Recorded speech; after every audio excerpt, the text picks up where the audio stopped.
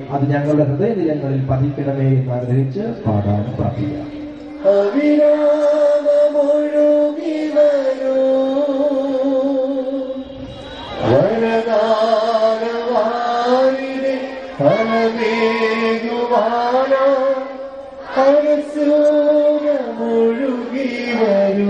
ഹൃദയത്തോട് ചേർത്ത് വെച്ച് ഒരു ഉപമയും അവൻ അവരോട് പറഞ്ഞു.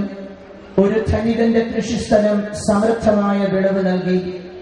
അവൻ ഇങ്ങനെ ചിന്തിച്ചു, ഞാൻ എന്ത് ചെയ്യും? ഈ ധാന്യം മുഴുവനും സൂക്ഷിക്കുവാൻ എനിക്ക് സ്ഥലമില്ലല്ലോ.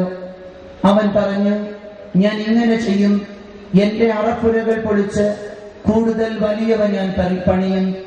അതിലെന്റെ ധാന്യവും വിഭവങ്ങളും ഞാൻ സംഭരിക്കും.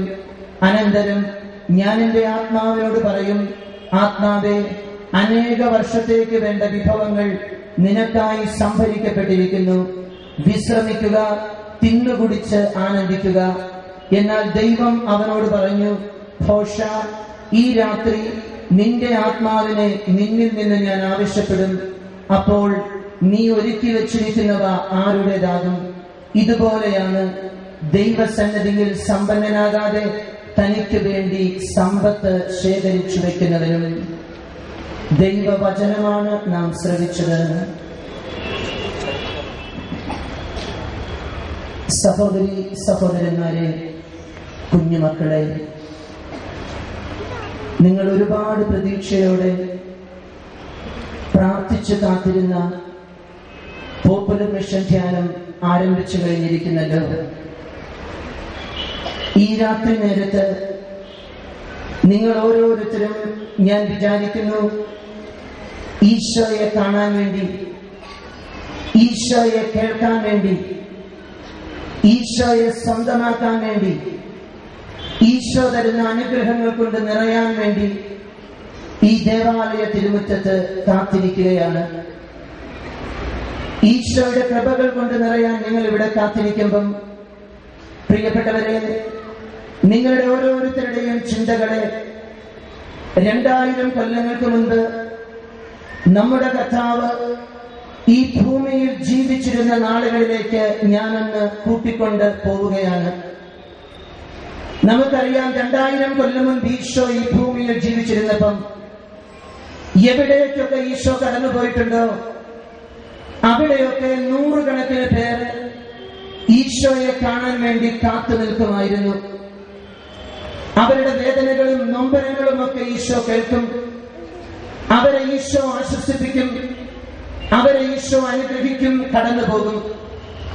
ഇങ്ങനെ ഈശോയെ കാണാൻ കാത്തു നിൽക്കുന്നവരിൽ വൃദ്ധരായ മനുഷ്യരുണ്ട്, ചെറുപ്പക്കാരുണ്ട്, കൊച്ചുമക്കളുണ്ട്, രോഗികളായവരുണ്ട്, പലതരത്തിലുള്ള വേദനകളുള്ളവരുണ്ട്, കുടുംബത്തിലെ തകർച്ച കൊണ്ട് നിരാശപ്പെട്ട് കഴിയുന്നവരുണ്ട്, പഠിച്ചിട്ടും നല്ലൊരു നിലയിൽ എത്താനാകാത്തവരുണ്ട്, നല്ലൊരു ജോലി കിട്ടാത്ത ബുദ്ധിമുട്ട് പേറുന്നവരുണ്ട്, സാമ്പത്തിക കടക്കണി കൊണ്ട് നിരാശപ്പെട്ട് കഴിയുന്നവരുണ്ട്. അവരെയൊക്കെ ഈശോ കേട്ട്, അവരെയൊക്കെ ഈശോ ആശ്വസിപ്പിച്ച്, അവരെ ഓരോരുത്തരെയും ഈശോ അനുഗ്രഹിച്ച് കടന്നു പോവുകയാണ്. ഇങ്ങനെ ഈശോ കടന്നു പോകുമ്പം ചിലരുടെയെങ്കിലുമൊക്കെ വീടുകളിലേക്ക് പോലും ഈശോ കടന്നു ചെല്ലുന്നുണ്ട്, അവരുടെ കുടുംബത്തെ അനുഗ്രഹിക്കുന്നുണ്ട്. എന്റെ പ്രിയപ്പെട്ടവരെ, ഇങ്ങനെ ഈശോ കടന്നു പോകുമ്പം വേറൊരു കാര്യം കൂടി നാം ശ്രദ്ധിച്ചാൽ മനസ്സിലാകും. എതിരെയൊക്കെ നമ്മുടെ കർത്താവ് കടന്നു പോയിട്ടുണ്ടോ അവിടെയൊക്കെ അതിശയകരമായിട്ടുള്ള കാര്യങ്ങളാണ് ജനങ്ങൾ കാണുന്നത്. അത്ഭുതകരമായ, അതിശയകരമായ കാര്യങ്ങൾ ഈശോ കടന്നു പോകുന്നിടത്തൊക്കെ ജനങ്ങൾ കാണുന്നു. ഈ അതിശയകരമായ കാര്യങ്ങളെ കുറിച്ചാണ് ഈശോ കടന്നുപോയി കഴിയുമ്പം ഓരോ സ്ഥലത്തുമുള്ളവർക്ക് സംസാരിക്കാനുണ്ടായിരുന്നത്.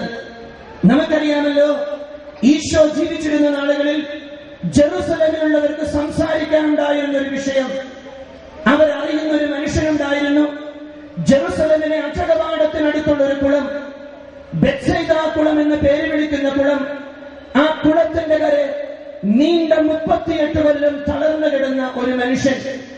ഈ ബെത്സൈദാ കുളത്തിന്റെ പ്രത്യേകത അറിയണമെങ്കിൽ യോഹന്നാൻ സുവിശേഷത്തിന്റെ 5-ാം അധ്യായത്തിലേക്ക് കടന്നു എന്ന് തിരുവചന ഭാഗം നാം വായിക്കണം.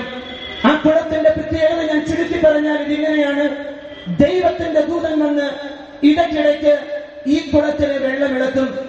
ദൈവത്തിന്റെ ദൂതൻ വന്ന് ഈ കുളത്തിലെ വെള്ളമിളക്കുമ്പോൾ ആ കുളക്കര കിടക്കുന്ന രോഗികളും വേദനിക്കുന്നവരും മുറിവേറ്റവരും നൊമ്പരപ്പെട്ടവരും ആ കുളത്തിലേക്ക് ഇറങ്ങിയാൽ ദൈവത്തിന്റെ ദൂതൻ വന്ന് വെള്ളമിളക്കുന്ന നേരം ആ കുളത്തിലേക്ക് ഇറങ്ങുന്നവർക്കൊക്കെ അത്ഭുതകരമായ ദൈവിക ഇടപെടലുകൾ സംഭവിക്കുമായിരുന്നു. അത്ഭുതകരമായ രോഗശാന്തികൾ സംഭവിക്കുമായിരുന്നു. ഇത് പ്രതീക്ഷിച്ചാണ് ഈ 38 കൊല്ലത്തോളം ഈ തളർന്നു കിടന്ന മനുഷ്യൻ ഈ കുളത്തിന്റെ കര കിടന്നത്. ഈ മനുഷ്യൻ അവന് ശ്രദ്ധിക്കാൻ ഒരാൾ പോലും ഉണ്ടായില്ല. ദൈവത്തിന്റെ ദൂതൻ വന്ന് വെള്ളമിളക്കുമ്പോൾ ഇവന്റെ അടുത്തൊന്ന് ചെന്ന് ആ കൈകളിലൊന്ന് പിടിച്ച് ഈ തളർന്നു കിടക്കുന്നവനെ ആ വെള്ളത്തിലേക്കൊന്ന് ഇറക്കാൻ, ദൈവത്തിന്റെ കൃപ കൊണ്ട് ഈ മനുഷ്യനെ ഒന്ന് നിറയ്ക്കാൻ, ഈ മനുഷ്യനൊന്ന് നിറയപ്പെടാൻ, അവനെ സഹായിക്കാൻ, അവനൊരു സഹായമായി, ഒരു താങ്ങായി, ഒരു കൈ, ഒരു സഹായമായി കൊടുക്കാൻ ഒരാൾ പോലും ഇല്ലായിരുന്നു. ഇതറിയുന്ന നാട്ടുകാരാണ് അവനെ കുറിച്ച് ഇങ്ങനെ വിധി എഴുതിയത്.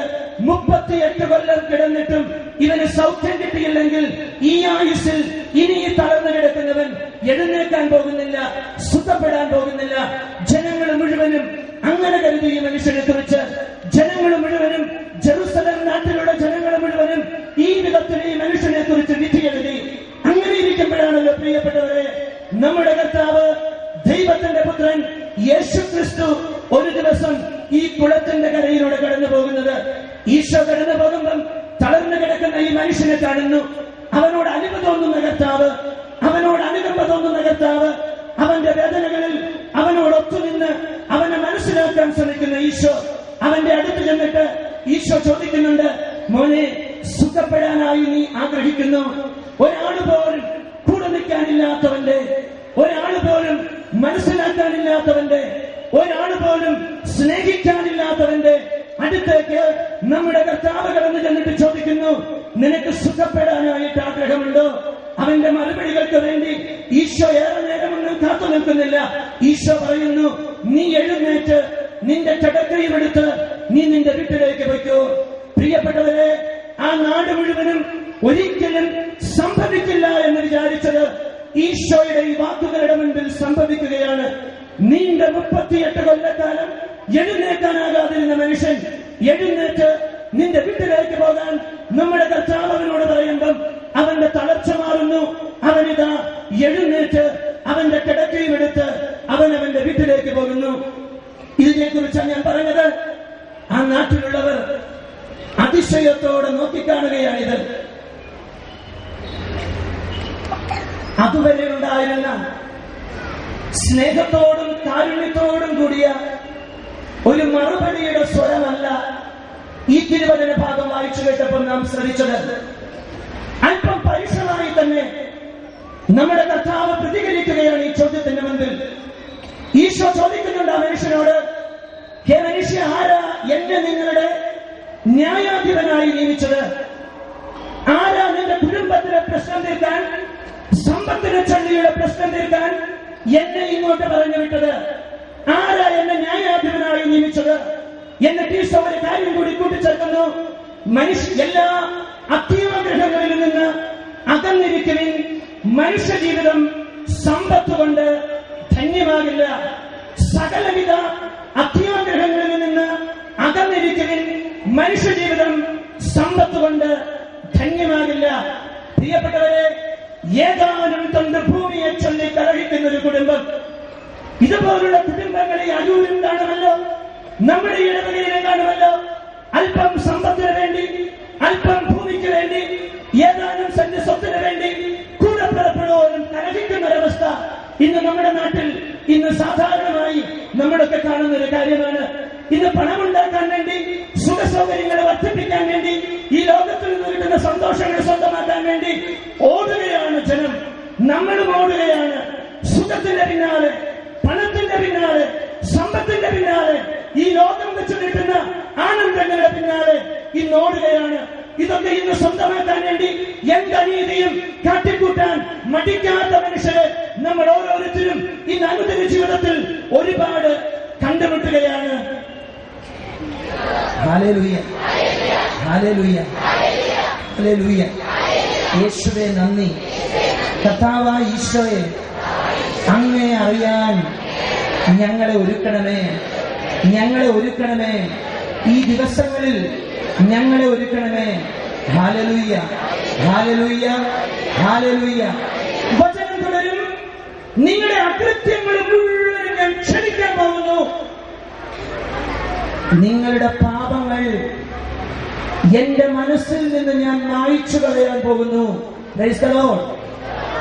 ദൈവത്തെ വിളിച്ച് പ്രാർത്ഥിക്കാൻ തിരുവചനം ആവശ്യപ്പെടുന്നു. ദൈവം അടുത്തുള്ളപ്പോൾ ദൈവത്തെ വിളിച്ചാൽ എന്ത് കിട്ടും നമുക്ക്? ഉത്തരം യെശയ്യാ 58-ാം അധ്യായം 9-ാമത്തെ വചനം. ഇങ്ങനെയാണ് വചനം പറയുക: നീ എന്നെ വിളിച്ചാൽ ഇതാ ഞാൻ എന്ന് പറഞ്ഞ് നിന്റെ മുൻപിൽ ഞാൻ നിൽക്കും, നിന്നെ ഞാൻ അനുഗ്രഹിക്കും. ഇതാ ഞാൻ എന്ന് പറഞ്ഞ് നിന്റെ മുൻപിൽ ഞാൻ നിൽക്കും, നിന്നെ ഞാൻ അനുഗ്രഹിക്കും. എന്റെ പ്രിയപ്പെട്ടവരെ, നിങ്ങളുടെ നിലവിളികൾക്ക് നേരെ, നിങ്ങളുടെ യാചനകൾക്കും നിങ്ങളുടെ പ്രാർത്ഥനകൾക്ക് നേരെ നല്ലവനായ ദൈവം അനുമതി കാണിച്ച് കാതുകൾ തുറന്ന് ഈ കായലോരത്ത് നിൽക്കുന്ന ദിവസങ്ങൾ, ഈ പർപ്പന മിഷൻ ധ്യാന ദിവസങ്ങൾ, നല്ലവനായ ദൈവം തന്റെ 2 കൈകളും നീട്ടിപ്പിടിച്ച് നിങ്ങൾ അടുത്തേക്ക് വരുമ്പം നിങ്ങൾ ഓരോരുത്തരെയും മാറോട് ചേർത്ത് പിടിച്ച് സ്നേഹിക്കാൻ മാറി നിന്നേക്കരുത്. കുടുംബം മുഴുവനും ഒന്ന് ധ്യാനിക്കണം. അതെന്തുകൊണ്ട് എന്ന് കഴിഞ്ഞ ഞായറാഴ്ചയെ ഞങ്ങൾ ഇവിടെ വന്ന് പറഞ്ഞു. പ്രിയപ്പെട്ടവരെ, ഞാൻ പറഞ്ഞു തരട്ടെ, ഞാൻ പഠിപ്പിക്കട്ടെ. ജോലിക്കുള്ള വഴികൾ ഇനിയും നിങ്ങളുടെ മുൻപിൽ തുറന്നു തരാൻ ദൈവത്തിന് പറ്റും. പണം കിട്ടാനുള്ള വഴികളും ദൈവത്തിന് നിങ്ങൾക്ക് ഒരുക്കി തരാൻ പറ്റും. പക്ഷേ ദൈവം ഇത്രയ്ക്കും അടുത്തേക്ക് വരുന്ന ദിവസങ്ങൾ നിങ്ങളുടെ ആയുസ്സിൽ ഇനി ഉണ്ടാകണം എന്നില്ലല്ലോ. അല്ലെങ്കിൽ എന്നിനി കിട്ടും നമ്മുടെ ആയുസ്സിൽ ദൈവം ഇത്രയും അടുത്തേക്ക് വരുന്ന ദിവസങ്ങൾ, നിമിഷങ്ങൾ? ഇതാകട്ടെ നമ്മുടെ ഓരോരുത്തരുടെയും ചിന്ത. അല്ലെങ്കിൽ ഈ ഒരു അവസരം അത് ഞാൻ കളഞ്ഞാൽ ഇനി ഒരുപക്ഷെ എനിക്കൊരിക്കലും എന്റെ ദൈവത്തിലേക്ക് അടുക്കാൻ, ദൈവം എനിക്കായി കരുതി വെച്ചിരിക്കുന്നവ സ്വീകരിക്കാൻ ഇനി ഒരിക്കലും എനിക്കൊരു അവസരം കിട്ടിയെന്ന് വരില്ല.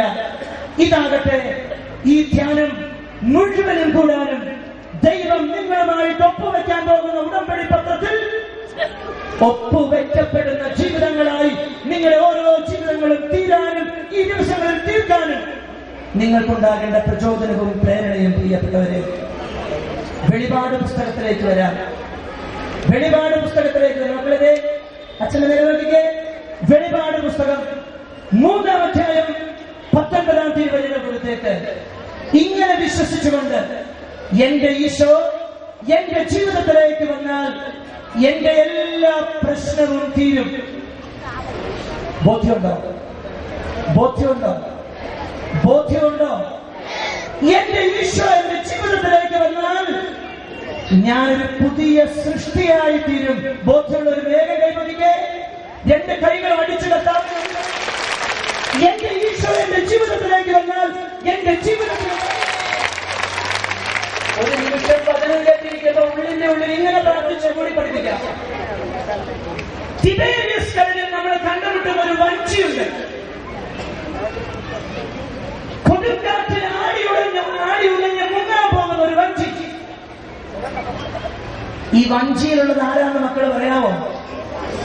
ഈശോയുടെ ശിഷ്യന്മാര്. ശരിയാണ്.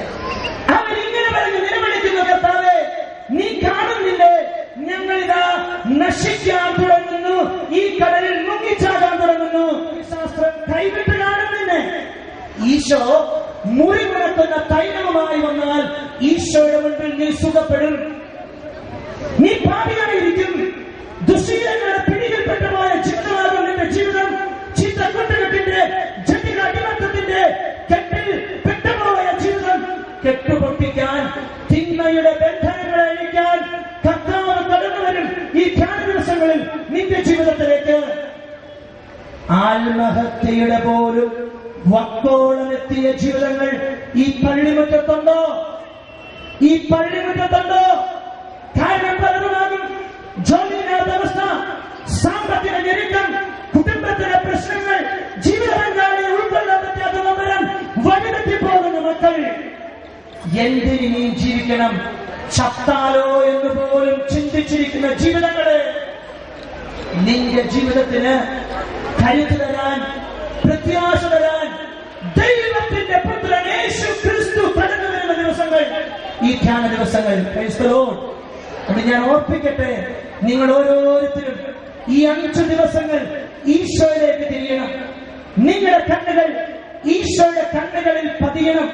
നിങ്ങൾ ഓരോരുത്തരും ഈശോയുടെ അധരങ്ങളിലേക്ക് നോക്കി അവിടുത്തെ വാക്കുകൾ ശ്രദ്ധിക്കണം. ഈശോ കരമുയർത്തുമ്പം അനുഗ്രഹിക്കപ്പെടാൻ ആ കരത്തിന്റെ കീഴിൽ നിങ്ങൾ ഓരോരുത്തരും നിൽക്കണം. ഏറ്റവും വലിയൊരു പ്രാർത്ഥനയിലാവട്ടെ, ഈശോ അങ്ങ് എന്റെ ജീവിതത്തിലേക്ക് വരണേ. Praise the Lord. അങ്ങ് എന്റെ നൊമ്പരങ്ങളിലേക്ക് വരണേ. Praise the Lord. അങ്ങ് എന്റെ കുടുംബത്തിലേക്ക് വരണേ. Praise the Lord. നിങ്ങൾ അറിയുവോ, തോമസ് അക്വീനാസ് എന്ന് പറയുന്ന ഒരു വിശുദ്ധൻ 12-ാം നൂറ്റാണ്ടിൽ ജീവിച്ചിരുന്നു. എനിക്കെല്ലാം കിട്ടിയല്ലോ.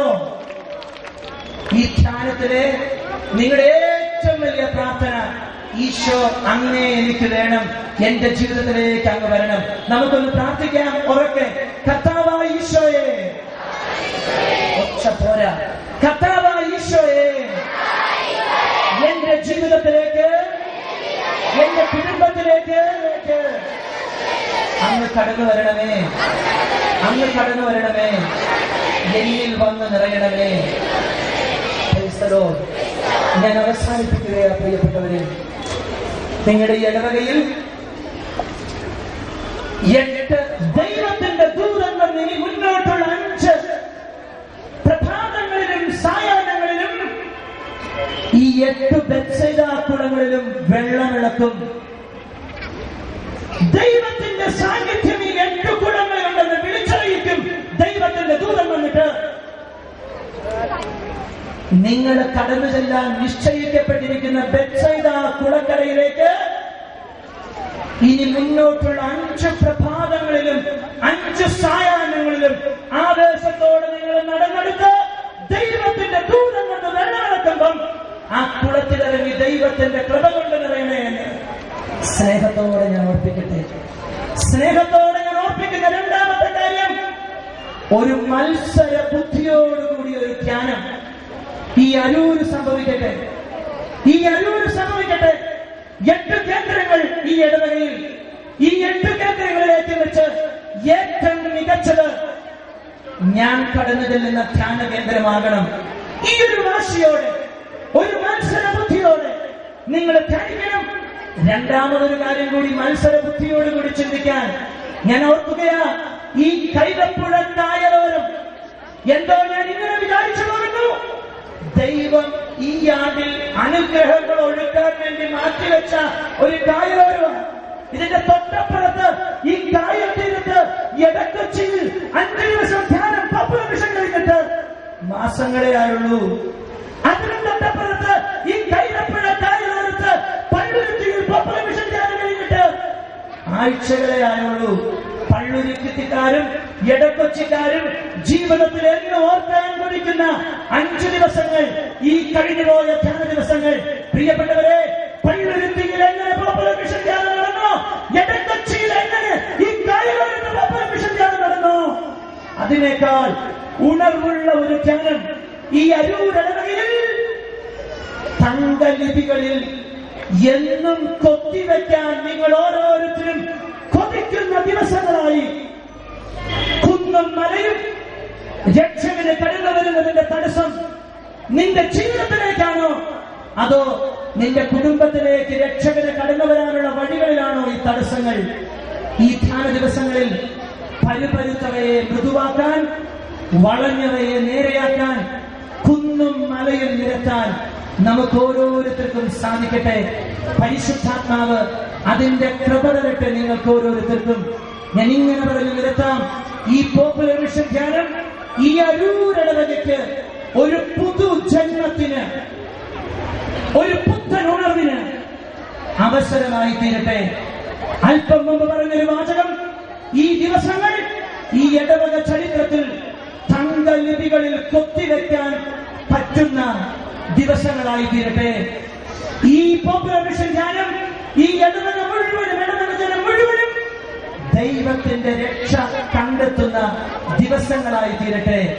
ഞാനും എന്റെ കുടുംബവും ഈശോയോട് ചേർന്ന് ഒരു പുതുജീവിതം തുടങ്ങും എന്ന തീരുമാനം നിങ്ങൾ ഓരോരുത്തരും എടുക്കുന്ന അവസരമായി ഈ പോപ്പുലർ മിഷൻ ധ്യാനം തീരട്ടെ എന്ന് ആശംസിച്ച് പ്രാർത്ഥിച്ച് ഞാൻ നിർത്തുന്നു.